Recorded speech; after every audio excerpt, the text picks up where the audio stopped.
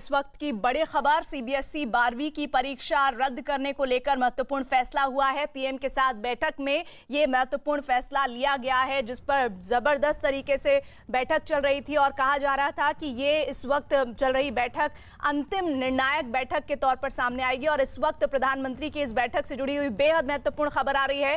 12वीं परीक्षा को रद्द करने की जानकारी मिल रही है। सीबीएसई की 12वीं की परीक्षा को रद्द कर दिया गया है। पीएम के साथ ये बैठक चल रही थी और इसको लेकर लगातार अलग अलग तरह के बयान भी सामने आ रहे थे कि आखिर सीबीएसई की 12वीं की परीक्षा को लेकर क्या फैसला किया जाए।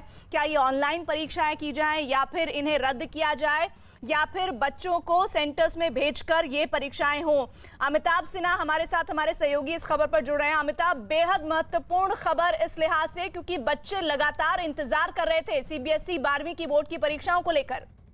देखिए, फैसला होना ही था क्योंकि जब प्रधानमंत्री ने इनिशिएटिव लिया और बैठक बुला ली तो ये तय हो गया था कि आज कोई ना कोई फैसला हो ही जाएगा। और आज ये फैसला ले लिया गया है कि 12th बोर्ड की परीक्षाएं अब सीबीएसई नहीं लेगी। ये छात्रों के हित में है, छात्रों के स्वास्थ्य और उनकी सुरक्षा के हित में यह फैसला लिया गया है। ये प्रधानमंत्री ने इस बैठक में कहा है क्योंकि बहुत सारे छात्रों के बीच, उनके पेरेंट्स के बीच, शिक्षकों के बीच एक बड़ी चिंता का विषय था कि कोरोना काल में कैसे परीक्षाएं कराई जाएं।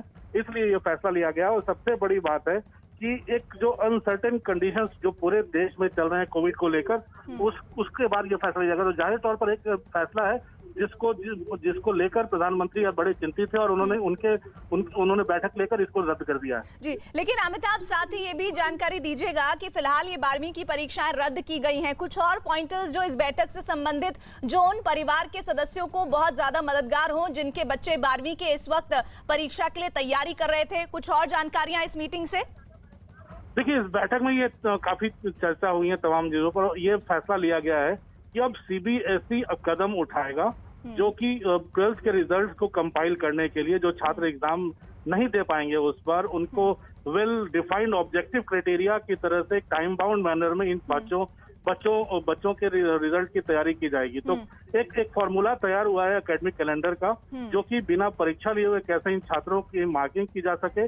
और अगर परीक्षा, क्योंकि पीएम जानते हैं कि परीक्षा लेते पूरे देश में ही अनिश्चितता के माहौल में काफी चिंता शिक्षकों को भी थी, अभिभावकों को भी थी और बच्चों को भी थी।